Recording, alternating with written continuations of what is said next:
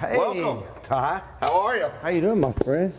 California greets you. Oh, look at this. Be a little Texas That's- hospitality. Beverly Hills in Texas, meet up. For those of you who don't know, Tilman was named by Forbes as the richest restaurateur in the world. But near and dear to my heart, you own a basketball team, which is probably the greatest accomplishment in my mind somebody could do for just a fun business goal. Owns 600 restaurants, 60,000 employees. Yeah, 5 casinos, but I have to say, I love them all. I love all the businesses and the hotels, but it's really great owning a basketball team. Basketball team, that's as good. And you've got a good team this year. So question from your book, Shut Up and Listen, great title, by the way.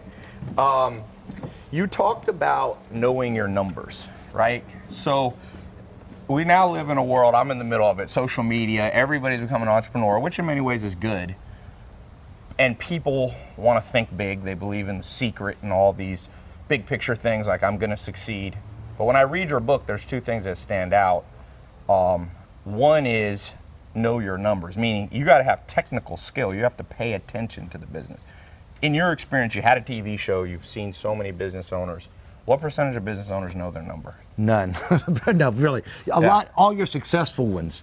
And the unsuccessful ones don't know their numbers. And I don't care how good your product is, if you don't know your numbers, and I can talk to somebody for a minute and a half and start quizzing you about your business, and I can know real quick, you know, how much is your receivables, what's your payables, what is your cost of sales, what is your labor cost, and if they don't know those numbers, they're going to go out of business unless they just happen to have a product that is just flying off the shelf everywhere.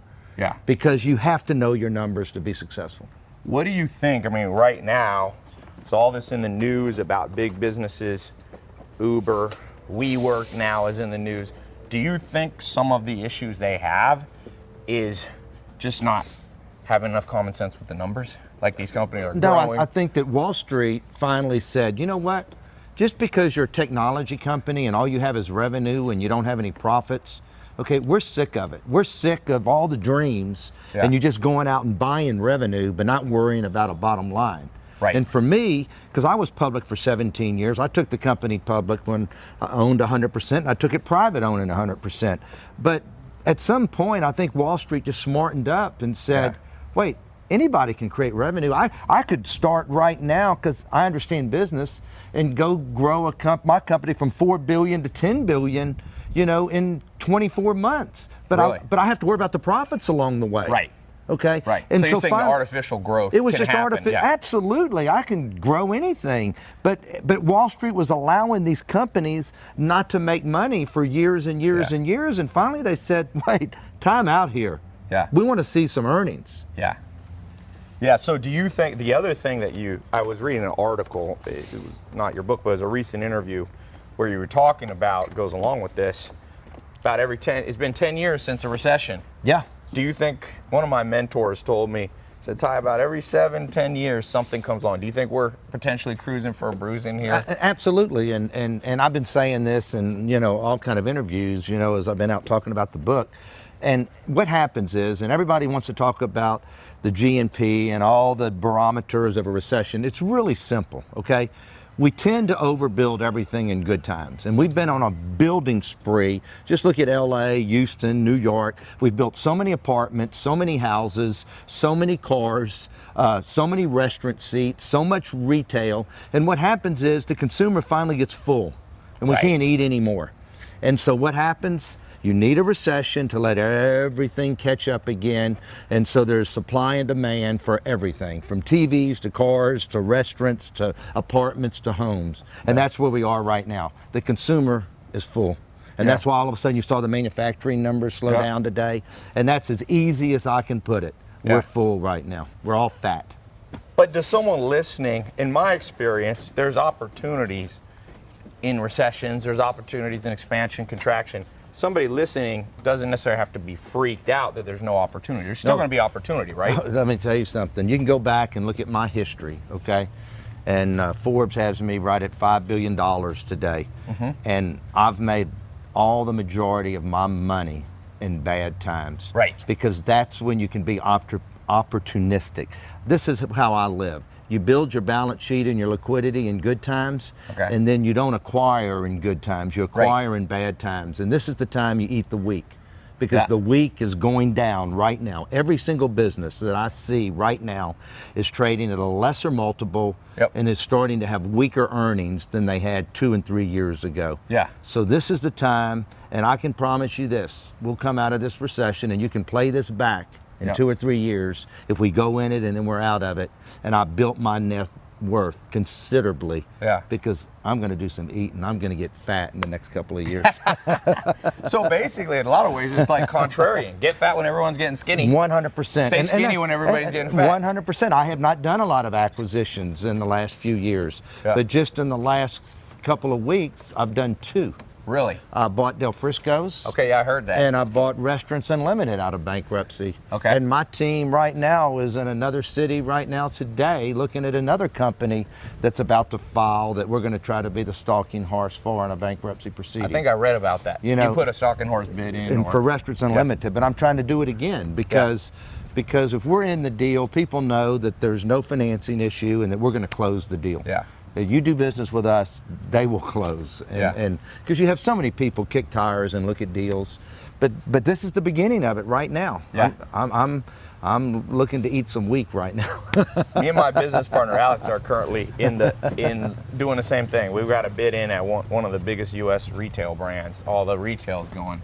So 100%. We're in a bidding war right now. So one of the things that I like what you're saying, and as I read your story, it's a little bit contrarian, which I like. I mean, I'm right to say you dropped out of college?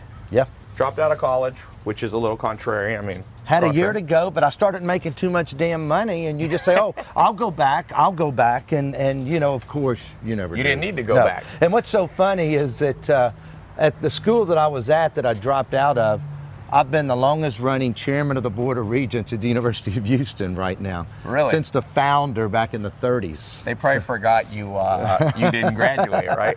No, I think they know it, but they know he's a pretty good damn chairman. And so you're contrarian around your education, your background. You're a contrarian how you think of recessions. You're also contrarian in most people can't make any money at restaurants. But I always tell people, anything humans consume at volume, there's money to be made. 100%. Whether it's steel or cars or restaurant, you just have to be extra smart on restaurant. That's why I'm happy to be talking to you, because I was in the nightclub business with a restaurateur in Raleigh, North Carolina when I was real young. And I saw it's a tough business. You have to be sharp. It is, and there's nothing. I tell this to everybody. There's nothing more profitable than a profitable restaurant, and there's nothing more unprofitable than an unprofitable restaurant. Yeah. And it's just, do you hit that revenue number, and do you have the lease right? Do you have your expenses right? You talk about that in the book, the lease. 100%. I mean, you people just make the same mistakes over and over again, and I learned to always learn from my mistakes. Yeah. And I'm a lot smarter today than I was 25, 30 years ago. I did a tweet. I said the only reason to be happy about getting older is if you're getting smarter. That's the main advantage of age. I mean, you know, I'll say this is that. Let me grab a ball here. You can. We don't have to have a contest or anything. Bounce it around a little bit. Okay. Sorry, you were saying. You can take the smartest guy there is or woman from your best university, Princeton, Harvard, Stanford, and I don't care how smart they are, okay? They don't have 2 things. They don't have experience and they don't have history. Yeah. And I'll outduel them every time on experience and history. And I don't care how smart kids think they are today. Yeah. They really are, and they're probably smarter than us at that stage, but they don't have history and they don't have experience. And that you can never make up for that. I don't care how smart you are. One of my mentors, Joel Salton, said you can't Google experience. You cannot Google experience. You have to have it. That is a really smart statement. He's a farmer and he has a lot of common. I always say common sense is no longer common. I tell people, you know, in entrepreneurial world, what happens, everything creates its opposite. As people get more book smart or more academic smart, it leaves a hole in the market for people with common sense. Absolutely. So owning a basketball team, tell me about the feeling. Was this in the mind for a while? Like, oh, because the neat thing that you did is not only did you buy a basketball team, but you got one in your home city. You know, it's really interesting is that of the 90-something professional sports teams in America, of your major sports, there's probably only 3-4 people that actually own 100% of their team in their hometown. There might even not be that many, if you want to know the truth. Yeah. It's you know, because now it's a lot bought in groups and things like that. Yeah, absolutely. But then not in your hometown. Right. And you know, when everybody else was trying to figure out to make the numbers work, I went out and bought it. Yeah. And because you could never make the numbers work. Yep. Okay. But it's the greatest long-term asset also. Yeah. Because you've never sold a basketball team or football or baseball team for less than they were paid for the time before. But it's great. You know, I tried to buy the team 25 years earlier for $80 million, and I got beat out. 80 I don't, million. 25 years. But you know how I look at things, and this is where you got to be positive, and that's what the whole book's about, is if I would have bought the basketball team, maybe I'm only worth a couple of billion today. Right. Because I would not have been growing my business. Right. So everything happens for a reason. Yeah. And so here it is, 25 years later, I'm worth $5 billion. I'm able to buy that team for $2 billion. Yeah. So things work out. You got to look at it that way. Do you think you would have worked a little bit less hard if you owned the Rockets early? Well, maybe I would have just gotten consumed with the Rockets. Right.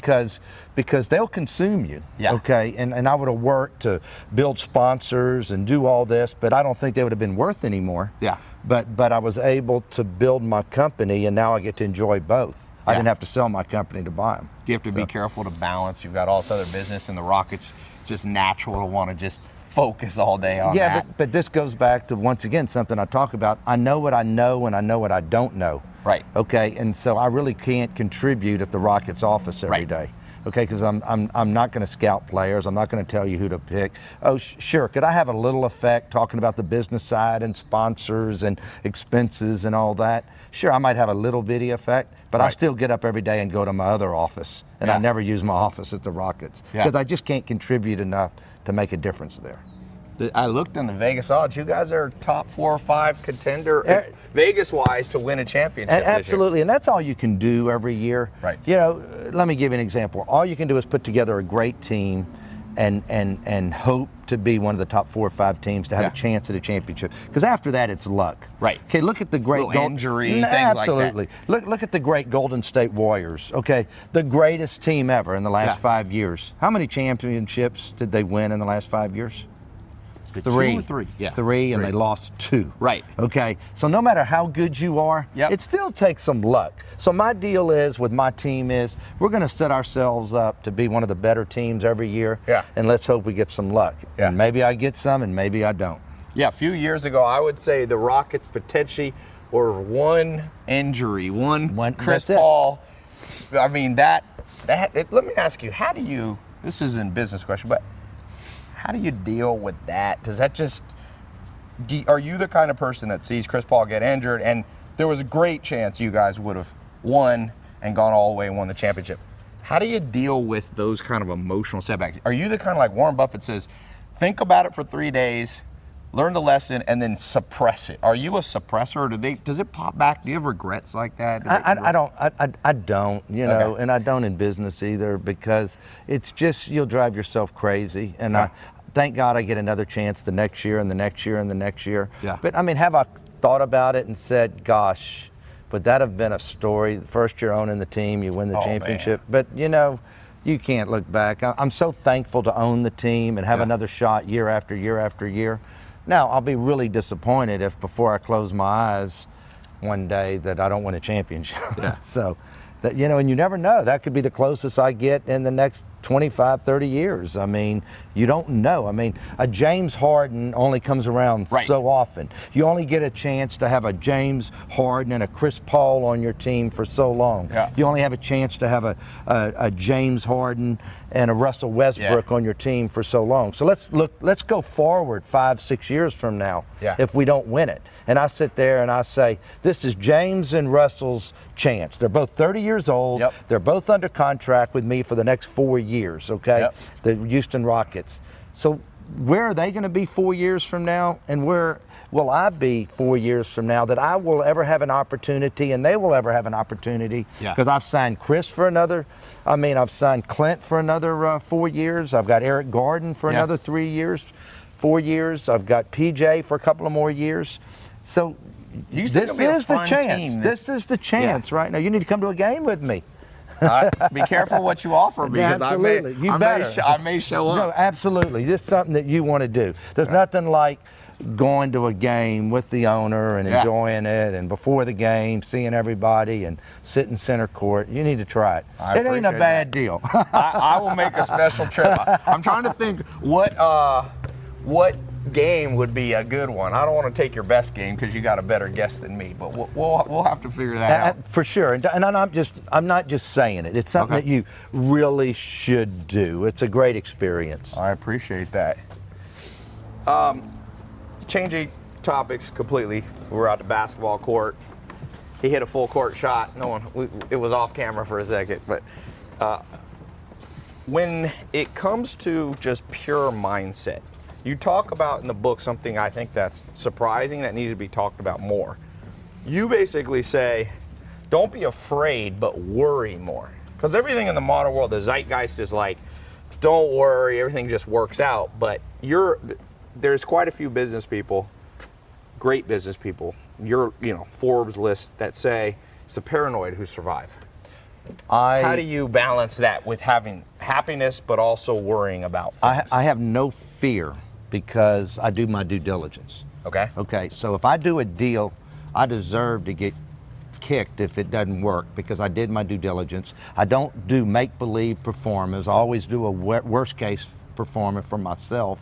And I know there's a paddle for your ass if you don't watch out. Yeah, okay. I like that saying. Okay, so paddle for your ass. So every day I get up, I have no fear of doing any deal, but I also worry about everything, and I worry about where can that paddle get me. Right. And so I better know my stuff every day. Right. So it's more of a matter of, it's almost like you're not an optimist, you're not a pessimist, you're a realist. No, I'm 100%. And I think I told somebody about this. I think yesterday I'm driving in the car. And I said, I don't think because I own something it's worth more. Okay, you know how everybody thinks, oh well, my house is worth more, my boat's worth more, when they're trying to sell it. Right. I'm a realist. It's only worth this. Oh, I know. I sold Concept last year, and he said, you were right on. It's just. That's all it was worth, but everybody thought it was worth more, but that's truly all it was worth. Yeah. And I owned it and I sold it. But people have got to be a realist of what their talents are, what their abilities are, and do your due diligence always. Yeah. Do you think we live in a narcissistic culture that thinks more and more, and we live in the selfie age, the Kardashian age? Do you think people feel more entitled? There's definitely an entitlement that is out there today that was not out there before. Yeah. 100%. Do you think it makes people poor or richer in the long run to be entitled? I mean, there's a case for having confidence and self-esteem. Well, but where does it cross the line? Well, it's kind of like, well, I want to go to college, but I want you to pay for it. Right. Okay. And so I can tell you, and a lot of millennials do support socialism. Right. But those same millennials that want to be entitled, that want somebody to pay for their college, it's capitalism that makes billionaires and millionaires, right? Not socialism, right? Okay, remember, socialism, we want everybody equal. Well, I don't want to be equal with everybody else. I don't want to be equal with you. I don't want to be equal with them. I want to be able to separate myself from you, right? Okay, in a nice way, right? Not in a mean way, but when I can't separate myself, then what's great about that? Right. Okay. So we're going to make everybody win the same amount of basketball games. We're going to make everybody make the same amount of money. Yeah. Okay? That's the competitiveness that makes America great. And so we want to take the greatest thing we have is competitiveness and capitalism and take it away from our country. Yeah. I want everybody to have an opportunity. Well, see, 2020 is going to be an interesting year here. It's going to be an interesting year. But that's what made America great, is that a guy like me can start out with one restaurant. Yeah. I don't think you were born successful, okay? I was born to a single mom. My dad was in prison when I was born. Okay. So do you want to move to a society that people like me and you and these people here can't succeed? No, because I think it actually hurts everybody in the long run. It does. I love the competitiveness. Yeah. Great honor here to have Tilman Fertitta here. We're talking about his book, Shut Up and Listen. I just read it this week. It's a good book. What I like about the book is you say a lot of things that aren't generic cliches. A lot of business books now are generic cliches. If you don't know Tilman, He was named by Forbes as the richest restaurateur in the world, $5 billion net worth, owns the Houston Rockets, owns Morton's, 600 restaurants, 60,000 employees, casinos, aquariums, even a boardwalk I saw. Was that, yeah, was that right? Yeah, in Houston, I have the #1 tourist attraction, the Kima Boardwalk, over 3 million visitors a year. Huh. And anything in the entertainment field, you know, the 5 Golden Nugget casinos, and you know, even here we're shooting this in LA, and it's everything from Mastro's to Martin's to Catch which is it's great to in a city like LA have a couple of the busiest restaurants in Mastro's and Catch. And I used to have the rainforest out at Disney, but they're building a hotel where the rainforest was. But I still have the big Bubba Gump out there on the Santa I was going to ask Monica you. Pier, I have to hear. Bubba Gump is like one of the greatest themed restaurants in America. Every time I see it, I'm like, I have to eat there. Whose idea was that? But believe it or not, a couple of people came and took a idea from My Joe's Crab Shack. Okay. And then went to Paramount and said, hey, can we license Bubba Gump? Yeah. And it's just a Joe's Crab Shack that became a Bubba Gump, and so I bought it out because I didn't like that they took a lot of my ideas. And you know, Paramount's got a big deal, and you know who's really got a good deal is who's the director from Bubba? Zemeckis? Yes, Zemeckis. Zemeckis. And who's the actor? What's his Hanks. name? Hank. Yeah. They make a bunch of money off of Bubba Gump. You'd be So shocked. every shrimp, they get a small royalty. You know, believe it or not, when they cut their deal for that show, they took a huge backside. Really? And they are making a ton of money off of Bubba Gump Shrimp Company, a bunch of money. And you got to give them credit. They didn't take the money up front. They took it on the backside, and they're doing very well off of Bubba Gump. Let me ask you this, because I'm a very, very junior deal maker compared to you, right? Me and I my think you're business doing partner. quite well. But you've got the numbers to back it. Let me ask, I often say, what do they not teach us in school? There's many things. And one of the simple things is sales, people skills, reading people. You mentioned due diligence, just deal making overall. Wealth comes from deal making, knowing how to spot an opportunity, value it, and then put the terms together. You talk about this some in the book. What makes you a good deal maker? Well, I think that this is the problem with college, and is that they teach you the theoretical side of everything for the person that's working for you, but it doesn't teach you to be the CEO, the practical side, and the young entrepreneur, whether you're trying to go up the corporate ladder or you are doing it your own. And it's just the simple things of, and these are some of my great Tilmanisms from the book, and why HarperCollins came to me and asked me to write this book was, know your numbers, okay? You've got to know your numbers. There are no spare customers. We're all in a consumer business. People watching this podcast for you or me serving casino customers, restaurant customers, hotel customers. There are no spare customers. We're all after the same consumer. To the 95-5 rule, that 95% of everything is right. So look for the 5% that's wrong. To the take the word no out of your damn vocabulary. Why does everybody say no in the hospitality business? It's 11:02 and I've called down to order breakfast because I was on a business call, and they say, I'm sorry, sir, we don't serve breakfast anymore. That's fine. I don't want an eggs Benedict. I don't want a Spanish omelet. I don't want a waffle. Just throw a couple of eggs in a skillet, scramble them, and send them up with one of those pieces of bacon that you've got cooked for that club sandwich. No, sir, we don't serve breakfast anymore. Well, you're going to throw a piece of chicken or a hamburger in that skillet for that chicken salad or that hamburger. Just throw me a couple of eggs that are sitting right there in that refrigerator. I'm sorry, sir, we don't serve breakfast anymore. Why do we feel like we have to say no? Yeah. Okay, so I try to live by, because I know I'm after that customer. There are no spare customers. That consumer, we don't tell our customer no. Okay, and especially in LA, a lot of these super chef-driven restaurants. There's a restaurant in town that will only serve a steak medium rare. And I'm not going to say who it is. I'm not ever going to go after a competitor. But you're going to tell me how to order your steak? Yeah. And that's part of the society today, is we're not worried about hospitality anymore or service anymore. A lot of the most expensive hotels now are these minimalistic hotels where they don't have any service, they don't have anything. But I'm paying more for a room there than a 5-star hotel. The most expensive hotels now are not your 5-star hotels. they're minimalistic hotels that can't even get 2-star. Yeah. What happened to service and hospitality? Yeah. But you've proven, because I was talking when we were outside, it's like you pulled off restaurants, because one of the business adages you hear is there's no money in restaurants. And what you're saying is by having these things that you call Tilmanisms, right? They give you an edge. And that edge adds up to $5 billion.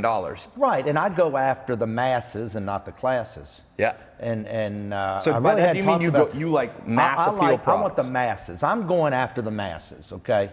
Because this is a telling that I tell my people all the time, and I don't even know that it's in this book. Now that I think about it, that's good. We got exclusive content on the show. And honestly, all the interviews I've done in the last couple of weeks, I haven't used one of the most famous Tilmanisms of them all, and that's you make it with the masses and you spend it with the classes. Okay. Okay. But even Mastro's and Catch is even though that they are expensive restaurants and they're a lot of fun and they're a great entertainment value, they're still for the masses. Yes. We do hundreds of covers a night in those restaurants. Yeah. Do you think now that with this approach, is it guiding you? You're going Golden Nugget casinos. You're working on 2 acquisitions now. The Rockets is obviously something even there where it's for the masses. No, everybody's watching basketball. Believe me, and you know what? And it's no different than a hotel or a casino or a restaurant. You better put a damn good product out there on that court, or you know what? You're going to look up there in those seats, and I'm not going to have any butts in them, no different than a casino or a hotel or a restaurant. So you got to always work to keep a good product on the court. You've got to always do that to take care of your sponsors. And at the end of the year last year, the same thing I use in all my businesses, the 95-5 rule, 95% of everything is right. Look for the 5% that's wrong. And I sat there and sat down with the head coach and the basketball ops people, and I said, what can we do to make us better? We're 95% right, okay? We won more games in the last 2 years than in the history of the franchise. What's that 5% we need? And we decided we needed a little more athleticism. Okay. We needed a little. You got that in Russell Westbrook. You damn right. Here's a guy that the greatest fast break transition player in the history of the game, a tremendous athlete to speed the game up for us a little bit in transition. So I think that we got that 5%. So let's see if we can put that chemistry together and go out on that court and get it done. So what do you say to somebody who's watching this? I have all different levels of entrepreneurs watching. What do you say to somebody who goes, that's great, that's his story, but he got lucky? Because there's a lot of people nowadays that say success is luck. What's your rebuttal to that or thoughts? I have no problem in the world if I don't want to have to do it again, but I truly do believe this, that you always have a little luck. Okay? Yeah. Absolutely. But you also put yourself in the position to meet that luck. Okay? Yeah. I got out there and met people that I know have given me advice or helped me along the way or who believed in me, but also did something to put myself in that position. Yeah. And I'm very humble in the sense of I'm very thankful of everything, and I can tell you honestly, I've outworked everybody. My team has outworked everybody. And I do believe this. And I know this is a cliche.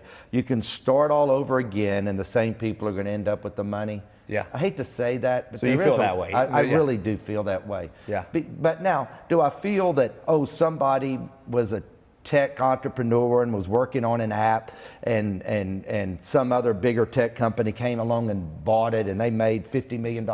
I do think that's luck. But once again, they set themselves up for that luck, even though they didn't have a good product, because they developed it and they found somebody that was a greater fool to buy it from. Yeah. Okay, so they were lucky, but they weren't lucky because they put themselves in a position still, right? Yeah. My grandpa used to say, once is luck, twice is skill. You've done it 600 times. You started with one restaurant, you've got 600 restaurants.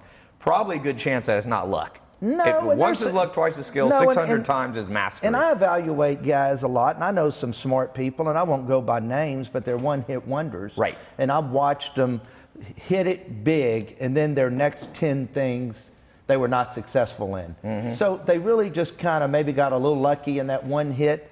But I try to think, and I'm not saying there's not a paddle for my ass, but I've been successful in restaurants, casinos. I've made $1 billion in equity in the restaurant business, and I've done it in the gaming business. It basically started with one both times. Yeah. I want to make $1 billion in the Houston Rockets, but I'm going to have to hold on to it for a few years. Yeah. But I think in time, the Rockets, I'll have $1 billion in equity in that. I paid 2.2. I think you're going to look up in 10 or 15 years, and the Rockets will be worth 3.2. So then I would have made $1 billion in 3 different industries. Yeah. And so then you're not a one-hit wonder anymore. Yeah. Well, and 2 industries is hard. 3 is you got the trifecta. Well, you gotta, but I've got to make it happen. I've got to keep building my EBITDA and keep finding sponsors and keep putting butts in those seats, and hopefully I'll do it in another industry. That's what would be the next one? Well, I haven't built a hotel company that there's a true $1 billion in equity in either, but you never know. I mean, What do you think of the hotel business? Donald Trump, that's kind of the one thing he did that's still around. Are you a hotel fan, the industry in general? It's a tough industry because of the maintenance capex to keep them fresh and good. Right.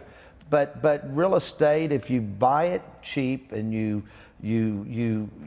sell it high, it's a good business. But it's a very cyclical business. Yeah. So you don't want to get in it at the top. And I'm now that I'm sitting here thinking about it, all my hotels, I may be only a few buying right and selling high, or just keeping that in a good time are not far from being worth $1 billion. So that'd be your hopefully fourth. I'll get there. I hope. That's the sport of business. Yeah. The business is a sport and a competitiveness, just like basketball, football, baseball, or anything. And it's the competitiveness. When I was 21 years old, I won my first Cadillac selling Shackley vitamins. I told myself I wanted to own my first jet at 35, and did you pull it off? 100%. Yeah. 100%. And then when I was in my 20s, I said, when that Forbes 400 came out, I said, I want to be on that list one day. Yeah. So you got to set yourself goals and try to set yourself apart. Yeah. And I talk about that in the book, is that anybody can set themselves apart. You can be the best sound guy. You can be the best cameraman. You can do certain things and study your field, and then you get a break because you were such a good cameraman, or you're the best sound guy that you got recommended to go on this set and then this set. And then all of a sudden in Hollywood, you're known as the best sound guy. Yeah. You can do things to separate yourself from everybody else by just working a little harder. I have a shirt that I wear. I put a quote on it: "Be so good they can't ignore you." 100%. People go, "Oh, I'm being ignored." I'm like, nope, long 100%. enough. Charlie Munger, who I like reading him, he says, Warren Buffett's business partner, he said, the world's not yet a crazy enough place to reward a whole bunch of undeserving people. Meaning, in general, but not always, the people who deserve it. He said the best way to get what you want is to deserve what you want. For you to get the jet, you had to deserve it. It just didn't come. It didn't, but I knew that I wanted it, and so I was going to work as hard. And I said, you know what, I got to go, even though I'm making a bunch of money. And my dad told me after 5 restaurants, and I had 5 successful restaurants, I was making a couple of $1 million. I'm in the late 80s, early 90s, and he's saying, why would you want any more? I mean, you're in your late 20s and you're making a couple of $1 million a year.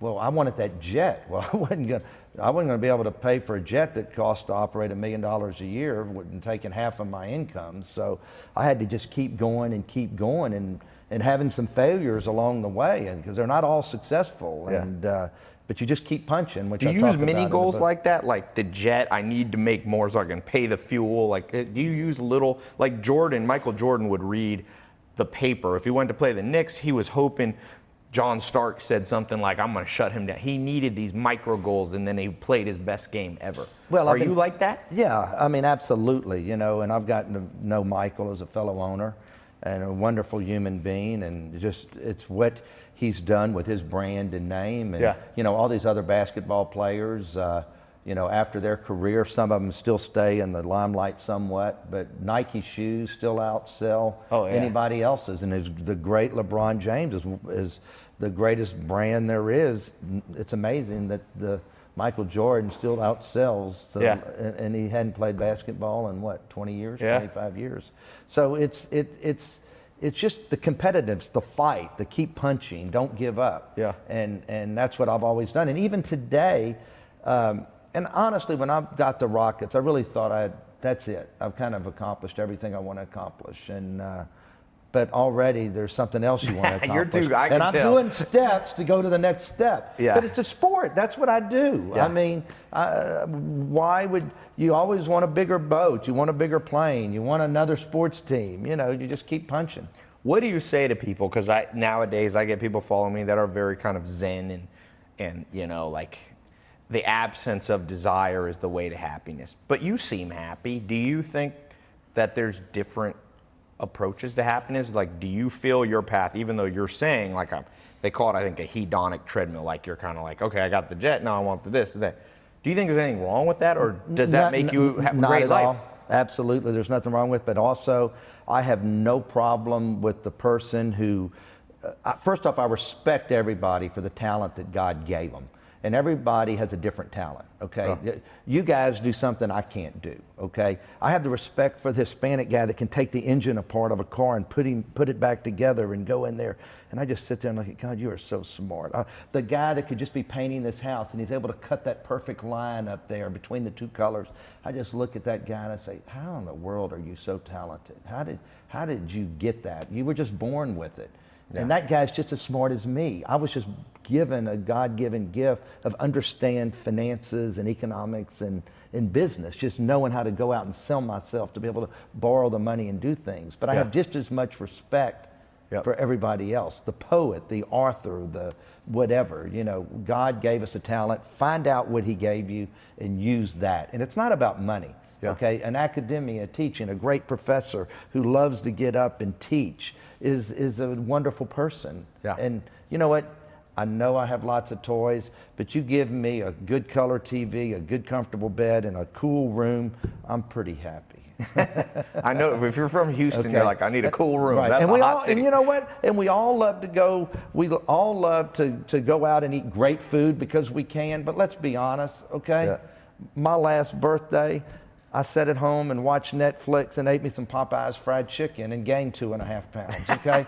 But what's better than some spicy Popeyes and some red beans and rice and a great roll, okay? But yet instead, we usually go out to a fancy restaurant. But when you really get back to what we really enjoy and need, it isn't a lot. Yeah. And that's really what we usually enjoy even more. Yeah, I agree. In my life, sometimes I think, it's like with big houses. I have a farm and I have a little log house, 2,000 square feet. Sometimes I go there and I'm just like, it's almost like your brain settles down, you know, so I totally can see where you need that balance. No, absolutely, you do. Let me ask you this question. 2 questions that I try to ask anybody who's hyper successful like you. 1, best day of your life or one of the greatest days of your life. What was it and how did you feel? And does that be you know, what comes to the mind is like one of the great days of your life? Well, you know, the day your kids are born is always a great day, for one. Another day is I remember, you know, taking my company public and all of a sudden you wake up and you only had 12 restaurants that were making, you know, $10 million, $8 million. I don't even think that. But because of the growth and what we do with companies, which we were talking about up there, you wake up and you have stock worth $100 million. That the day that I knew that I bought the Houston Rockets, that was a pretty darn happy day. You know. How do you feel on those days? Do you go out and celebrate? Do you get quiet and just contemplate? Like, I've never been one to celebrate. You know, just like I'll open a big restaurant and I don't need a fancy opening. We're doing that for people to give them a bunch of free food, and then why are we doing this? I don't need a party to make myself feel better. You know, it's almost better to have the people that you are around that helped you accomplish what you accomplished. Are you an extrovert or introvert? I'm a huge extrovert in one way and then an introvert in another way. You know, I'm a great people person. I'll talk to anybody who comes up. I'll take a picture with anybody because it's nice to be important, but it's more important to be nice. Yeah. But at the same time, I have a really small inner group that I'll go out to dinner with. Yeah. A really small group. Do you find that as you've gotten more successful, wealthier, that you go back to those friends that you had before because you can trust them more? Or do you keep expanding your friends, your friends? And believe it or not, I'm. This is kind of funny and crazy, but I'm not friends with anybody from the past. Really? And it's, I don't know if it's because every time I was around them, they wanted to sell me something, or can you buy this, or would you buy insurance from me, or I've got this product, and they just finally got intimidated by me and stayed away from me. But I met 2 people along the way, 4 people along the way. That have just been great friends. And I say in business, you got to make your friends. And, some of my best friends are a guy out here in North Point who is the #1 M&A company for consumer businesses that I told him to jump off the cliff a few years ago and leave an investment banking firm. And he went out on his own. He's worth a couple of $100 million. The CEO of Jeffries, Rich Handler. The astronauts, Mark Kelly, the one married to Gabby Giffords, who's running for U.S. Senate, and his brother Scott Kelly, who spent a year in space. That's kind of my inner group that and a guy that's out in the deal that is one of my executives. That's kind of my small group of people that I hang with and will go out of town with. And so you almost designed your social circle. I'd have my own small little world, and it's just the way it is. Yeah. It's just the way it is. I just don't hang with that many people. Not that I don't trust them. Right. But I just, when you have the free time, these are the people that you want to go, So the best days of your life, the social circle. What about the worst day you can think of where you almost gave up, you thought about giving up? How'd you get there? How'd you feel? Well, I kept punching. I can remember in the late 80s when the world had fallen apart, and it was just tough, and it was tough, and you just keep punching, and you realized you made it. You talk about luck, and I talk about this in the book. Back in the 80s, and everybody wonders, how did these banks get so big today that they have trillions in assets? It's because all the other banks failed, and they were failing too, but some had to survive. And so the U.S. government would come in and say, we're going to peel off these bad assets, but we can't let this bank fail with all these deposits. Right. And you're just going to get bigger. Yeah. Well, in the 80s, when the world was falling apart and I was falling apart, I had banks at like 8 or 9, I had loans at like 8 or 9 different banks. And I talk about this in the book, and I don't tell a lot of stories. Yeah. Because that's another book. This was just more the Tilmanisms and the little things I did, but not stories and the art of the deal. Every single bank that I did business with failed before I did. Now think about that, okay? You have these bank loans, you get the little thing to make your payments every month or every quarter, and things are really getting tough and you're starting to fall behind. And the FDIC comes in every Tuesday into Texas, and they start shutting down the banks. And in a matter of 6 months, every single bank that I did business with shut down. And you can call the government, you can call them, well, where do you make your, nobody knows. The bureaucracy. So you don't have to pay. You don't have to pay. So I get, this is the God's honest truth. I get a 4-year reprieve. Wow. And in that time, you can't borrow a dollar. Buildings in Texas are just shut down during the middle of construction. And I get a 4-year reprieve. So in that time, remember, I'm a developer, and I buy my partners out of the restaurant business in '86, and I start building restaurants.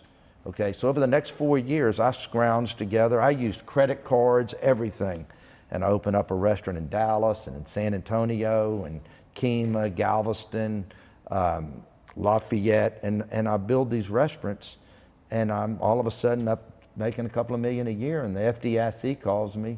I think it was the Resolution Trust was what they set up the government. The government sets up these things, and they want you to pay back. And they call me and they say, well, Mr. Fertitta, you've come up. I wasn't big enough for them to come at me immediately. Remember that. And they call me and say, we have these loans. We need a meeting. And over the next 6 months, I negotiated. I had started making good money with these restaurants, and I was able to pay back the same full $2 million. They waived all the interest. And you know what the guy told me who had my account? You were the only person that was able to pay back 100%. Isn't that an amazing story? And you want to know the next side of the story? Okay.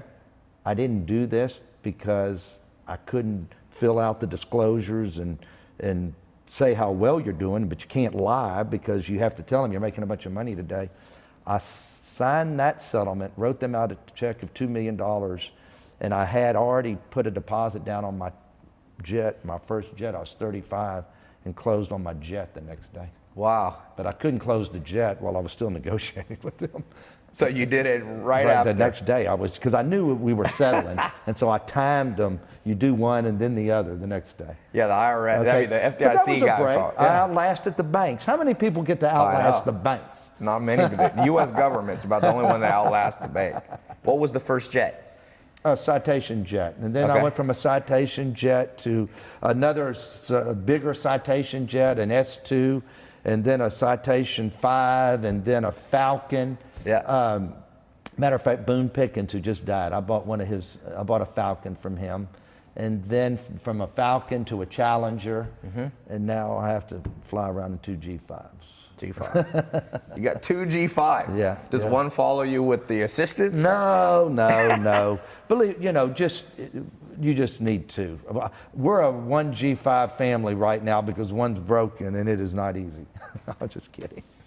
I like that. It's a tough life. I like. Do you have? I'm very thankful. I mean, I'm being sarcastic, but I'm very thankful. I mean, life is good. Life is good. And I'm very humble about it, and I thank the good Lord every day. So one of the things in the book that we kind of touched on here, let me see if I can find it. I wanted to go back to, yes, I opened right to it. The 95-5 rule. So there's two parts of it. I wanted to understand it. So my understanding, correct me if I'm wrong, most people are pretty good at things. It's this last 5% that you suck at. It's kind of like the weakest link in a chain. You're only as strong as the weakest link. And then on the next chapter you talk about, but focus on, you got to leverage your strengths. That's another one. So how do you balance focusing on your weakest part, but while also, so let's say for example, for me, I'll give you an example. I think my weakest point in the past was I have so many kind of ideas in my mind that I forget to focus sometimes, right? So maybe that's my 5% I need to get better. But my strength is also that I'm broad. Right. I reach a lot of people. So what would be your advice to me? Like, how do I balance my weakness but still focus on my strength? Well, you've become successful because you do 95% of everything right. And everybody that is successful, every business out there, they're doing 95% right. But the ones that really make it, go figure out the details in the 5%. And I always know that I have to keep pushing and driving everybody to get that 5%. And let's just look at it in a simple way. You know, I can drive up to, and I'm just going to use a restaurant or a retail store just as an example. I was talking to Walmart, their Saturday morning meeting a couple of Saturdays ago. And and somebody asked me about the 95-5 rule. I said, let me just give you an example, okay? You're the general manager of a Walmart, and you drive up to your store that morning, and you look in the parking lot, and you see is there bottles left out there or cigarette butts, and you go up to the front door, and you look, are all the lights on? Is the sign right? Is there dead weeds around the flower beds around the front door? All the baskets in there? Or you go to the front door, and is there smudges on the glass, and does it look real clean out there? Or is there spilt drinks and everything? Well, I hadn't even walked in the store, and me personally or that general manager, I can judge the general manager of that store. I can tell you if that's a well-run store. And I can pull up to any of my restaurants or anybody's retail store and tell you before I ever walked in the door if that's a good operator or not. Yeah. Okay? And if they're not a good operator on the outside, why in the hell should I think they're going to be a good operator on the inside? Yeah. So just think about when you're driving around and you're looking at somebody's business. Yeah. And it'll tell you a lot about them. That's the 5% from just a visual standpoint. Yeah. But you know your 5%, maybe I'm not quite focused because I'm trying to go in too many directions. So it's just you working with yourself and saying, I have got to follow through on this or I'm not going to get it done. Yeah. And I can't lose, because all of us guys that are successful, we have ADD. Right. Okay, that is why we're successful. You think you have ADD? Do I think it? I know it. Yeah. Now, when I was in school, I think my teachers thought I had other bigger problems because we didn't focus on it then. But I realized I have it because I think all my kids have it. Yeah. Okay? It's just something that you'd be shocked at how many of us have. I think I heard your daughter laugh out there when I said, do you have ADD? But most successful people do for some reason. And because that's our brains, that they're working in a complicated way, and that we're trying to always go do something else. Yeah. So I have to stop myself and say, I can't go on to this next deal or this next project till I've followed through and made sure that I've done everything here to make sure I'm successful. So it's kind of pinching myself and saying, step back and catch yourself or you're gonna have a bad deal here. Yeah, it's that discipline. Well, good. Where's the best place to get the book? Amazon? Amazon or Walmart online or Barnes and Noble, any of the bookstores, the Hudson's all over the airports. It's everywhere, but you just order it online a lot if you don't have to leave the house. Yeah, do it whatever you want. I'll put a link, tylopez.com/Tillman. And Yeah, I'll there's a redirect Tillman.com it. that then I think shoots you to everywhere else, I believe. Yeah, go to tylopez.com/TILMAN and it'll redirect you to the right place to get the book, more information. I'm glad you're going I know you've been behind the scenes making money. You know, there's a lot of people, speak less, do more. You've been doing that. And I'm glad now that you're getting out and kind of sharing the message because people need to hear this. Common sense is no longer It's all common sense and logic. Yeah, a lot of your book is just like, it's common sense. There's nothing that somebody's going to say, well, he's just much smarter than me, because I'm not the smartest guy in the room. But there's little things But that you're I the richest do. guy in the room. So you win on In that most one. rooms. Almost most always. rooms I am. But it's okay. And I love to be in a room with somebody richer than me, because I'm going to learn something, whether it's from somebody in this room or some other room. So next time I see you, we're going to be at a basketball game in Houston, Texas. I'm going to definitely take you up on that. Let me ask you this bonus questions, 30 seconds. If you had this is your last day on Earth, you're going to space with Elon Musk, and you wanted to leave your family and humanity like 2-3 sentences, what do you say to him? Your greatest thing, the greatest Tillmanisms in just a couple sentences.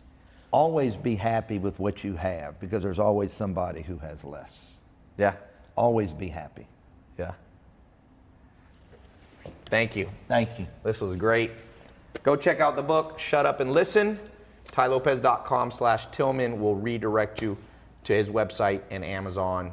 Grab the book. It is a good book. I read it over breakfast, and a good thing is it gets right to the point.